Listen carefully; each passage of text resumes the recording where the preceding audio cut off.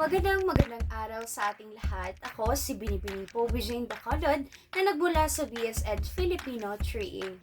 Ngayon ay pag-uusapan natin ang kasaysayan ng tula. Ang tula ay isang anyong pampanitikan na naglalaman ng mga masining na pagpapahayag ng damdamin, kaisipan at karanasan. Ayon kay Regalado, ang tula ay kagandahang diwa, katas, larawan at kabuuan ng lahat ng kariktang nakikita sa silong ng anumang langit. Mayroon tayong 7 importanteng panahon na kailangan nating tandaan. Una ang matandang panahon, panahon ng Kastila, panahon ng propaganda at himagsikan, panahon ng Amerikano, panahon ng Hapon, panahon ng bagong lipunan at ang kasalukuyang panahon. Ngayon naman ay tutungo tayo sa estruktura ng tula. Una narito ang tugma, tumutukoy sa pagkapareho ng huling tunog o titik ng salita sa bawat taludtod. Sunod naman ay may dalawa itong uri, ang ganap at di ganap. Ang ganap ay pareho ang tunog at titik at huling salita sa bawat taludtod. Ang di ganap naman ay magkapareho lamang ang tunog ng huling salita sa bawat taludtod. Tutungo tayo sa sukat. Ito ay tumutukoy sa bilang ng pantig ng bawat taludtod na binubuo ng isang saknong. May mga uri ang sukat. Ito ang wawaluhin, lalabing dalawahin, at lalabing animin. Tono naman. Sa tono, tumutukoy sa damdamin o emosyon na nais iparating ng tula. Kaya naman ay tutungo tayo sa uri ng tayutay. Una ang pagtutulad o simile, pagwawangis o metaphor, pagsasatao, personification, pagmamalabis or hyperbole, paghihimig, pasintunog, pag-uyam or irony, paglipat wika, paglilipat saklaw, pagtawag or apostrophe, tanong rhetorical, pagpalit tawag, metonymy, panaramdam or exclamatory, tambisan or antithesis, pag-uulit or alliteration, pagtatangi, salantunay or paradox, pangitain or vision imagery, paghahalintulad at analogy. Ngayon ay tutungo tayo sa kahulugan ng nobela, kasaysayan ng nobela at katuturan ng nobela.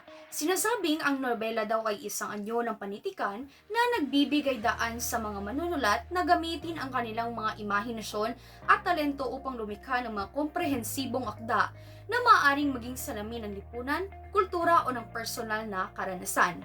Ngayon ay sa kasaysayan ng tula, panahon ng Kastila. Narito ang dalawang importanteng bagay, nobelang pangrelihiyon at nobelang panghimagsik. Halimbawa ng nobela sa panahon na ito ay ang Noli Me Tangere, Doktrina Kristiyana at Urbana Feliza. Ngayon naman ay tutungo tayo sa panahon ng Amerikano noong 1898 to 1946, sa panahon ng Hapon naman ay 1942 to 1945, panahon ng Republika at ang bagong lipunan 1972. Katuturan ng nobela. Ang nobela ay bungang isip, katha na nasa inyong prosa. Pang-aklat na haba ng banghay, inilalahad sa pamamagitan ng mga tauhan at dialogo, kawili-wiling pangyayari na hinabi sa isang mahusay na pagbabalangkas. Ngayon naman ay tutungo tayo sa elemento ng nobela.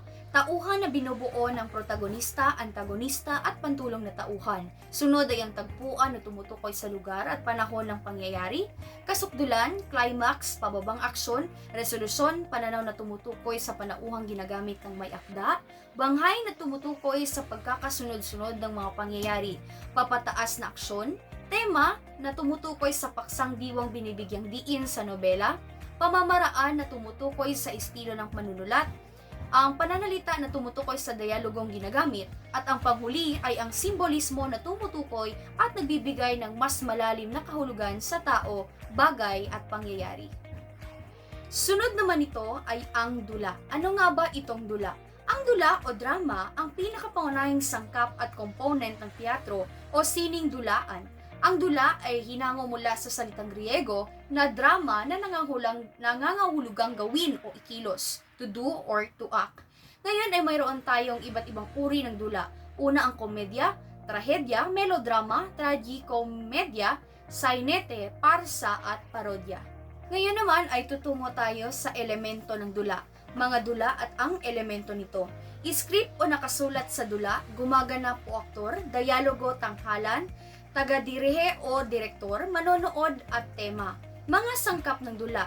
Narito ang tagpuan, tauhan na tawag ay dramatis personae, mga tauhan ng drama na binubuo ng protagonista at antagonista, bayani ng trahedya or tragic hero, Konfidante o kanyang binubunyag ang pangunahing tauhan ang kanyang pinakapribadong pag-iisip at damdamin at ang panghuling sangkap ay ang kwento ng dula. Ito ay maaaring bungang isip lamang o hango sa totoong karanasan.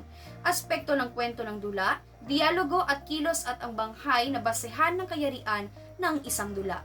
Sunod naman ay ang spoken word poetry. Ang spoken word poetry ay ang pagsasaad ng kwento sa pamamagitan ng isang tula. Ito ay isang tula kung saan ang may akda ay naglalahad ng tula sa madlang tao na sa pamamagitan ng pagsasalaysay o narration. Mas malikhain at mapanghamon ang gawain ng spoken word poetry. Ngayon naman ay narito na tayo sa pagsulat ng comics. Ang comics ay isang anyo ng sining na nagsasama ng mga larawan at teksto upang magkwento. Ang comics ay binubuo ng ilang pangunahing bahagi na nagtutulungan upang maihatid ang kwento. Ang mga ito ay ang panel, ang speech balloons, ang thought balloons, sound effects at caption. Mga hakbang sa pagsulat ng comics. Una na rito ay ang pagbuo ng ideya. Pangalawa ay ang pagunlad ng plot. Pangatlo ay paglikha ng mga tauhan. Pang-apat ay pagsulat ng dialogo.